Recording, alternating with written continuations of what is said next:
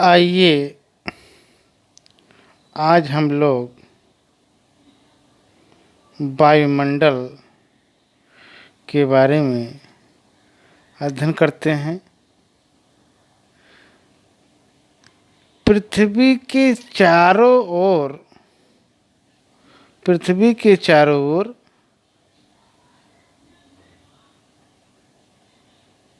गंधहीन, स्वादहीन गैसों से घिरे हुए आवरण को हम वायुमंडल कहते हैं। ध्यान दीजिएगा, वायुमंडल माने पृथ्वी के चारों ओर रंगहीन, गंधहीन और स्वादहीन गैसों से घिरे हुए आवरण को वायुमंडल कहते हैं।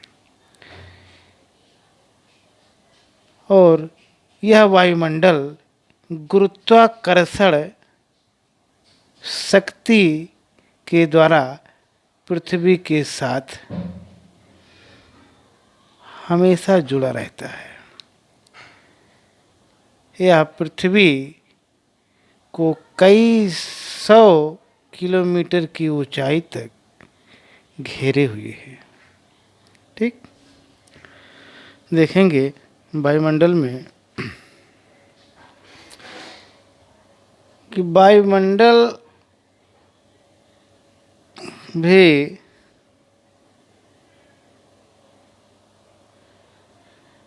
पृथ्वी के साथ ही घूमता है।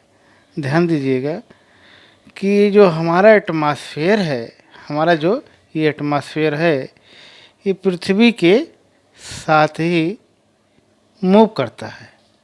जिस तरह से पृथ्वी हमारी घूमती है, उसी तरह से पृथ्वी के साथ साथ हमारा एटमॉस्फेयर भी घूमता है। ठीक, पृथ्वी के धरातल के निकट, ध्यान दीजिएगा, पृथ्वी के धरातल के निकट वायु सघन होती है। पृथ्वी के धरातल के निकट वायु सघन होती है, और ज्यों-ज्यों हम ऊपर जाते हैं त्यों-त्यों वायु विरल होती जाती है।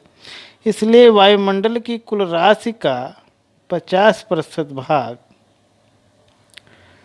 पृथ्वी के धरातल के 5 किलोमीटर के भीतर और 97% भाग 29 किलोमीटर के अंदर पाया जाता है। वैसे वायुमंडल की ऊंचाई लगभग 10,000 किलोमीटर है।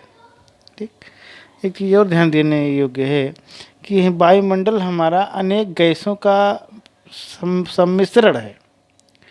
वायुमंडल में विभिन्न प्रकार की गैसें एक निश्चित अनुपात में पाई जाती हैं।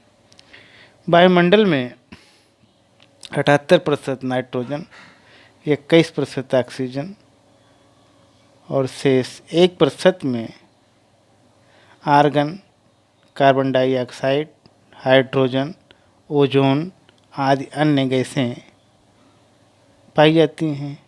ठीक, और वायुमंडल के निचले भाग में धूल कण, जलवाष्प भी होते हैं। इन्हीं के कारण वर्षा और हिमपात हुआ करता है। वायुमंडल में जलवाष्प की मात्रा स्थान स्थान और समय समय पर भिन्न होती रहती है। ठीक, अब आइए हम लोग वायुमंडल की संरचना के बारे में अध्ययन करते हैं। वायुमंडल की संरचना में वायुमंडल को कई भागों में डिवाइड किया गया है। पहला है क्षोभ मंडल, दूसरा है समताप मंडल, और तीसरा है मध्यमंडल, और चौथा है क्या कहते हैं, चौथा है वायुमंडल। तो इस प्रकार से सबसे पहला जो भाग है जो सबसे धरातल के सबसे निचला है, जिसको हम लोग क्षोभ मंडल कहते हैं, जिसको हम लोग क्षोभ मंडल कहते हैं। अंग्रेजी में ट्रोपोस्फेयर कहते हैं, परिवर्तन मंडल भी इसे कहते हैं। वायुमंडल की सबसे निचली परत है और विषुवत रेखा पर इसकी ऊंचाई 18 किलोमीटर और ध्रुवों पर इसकी ऊंचाई 10 किलोमीटर लगभग होती है। ठीक। और ऋतु संबंधी सारी घटनाएं इसी मंडल में घटित होती हैं। ध्यान दीजिएगा, प्रति 165 मीटर की ऊंचाई पर जैसे हम लोग आगे जाएंगे, 1 सेंटीग्रेड की दर से तापमान घटता जाता है। ठीक। और क्षोभ मंडल के ऊपरी सीमा को क्षोभ सीमा कहते हैं। ठीक। वायुमंडल की दूसरी परत, जिसको हम समताप मंडल या अंग्रेजी में स्ट्रेटोस्फेयर कहा जाता है, इसकी ऊंचाई लगभग 50 किलोमीटर मानी जाती है। ठीक। इस मंडल के निचले भाग में 20 किलोमीटर की ऊंचाई पर तापमान लगभग स्थिर रहता है और इसके बाद तापमान ऊंचाई के साथ तेज़ी से बढ़ता है। और तापमान में इस वृद्धि का कारण इस मंडल में ओजोन गैस का पाया जाना बताया जाता है। ठीक। ओजोन सूर्य से विकिरित हानिकारक परावैंगनी किरणों को अवशोषित कर लेती है, एब्जॉर्ब कर लेती है।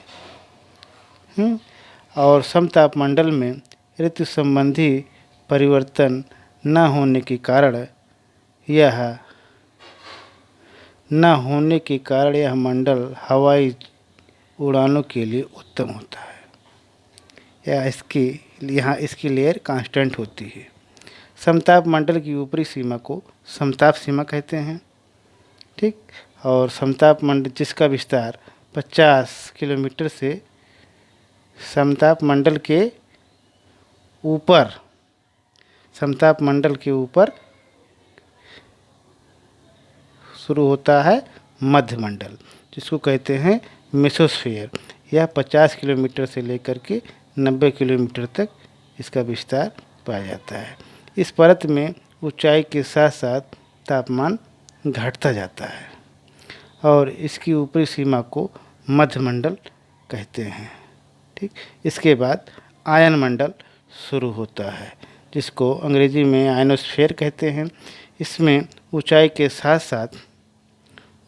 साथ साथ तापमान फिर बढ़ने लगता है। इस मंडल का महत्व रेडियो संवाद की दृष्टि से विशेष रूप से है, क्योंकि रेडियो की विद्युत संचालित तरंगों को पृथ्वी पर यही मंडल परावर्तित करता रहता है। ठीक।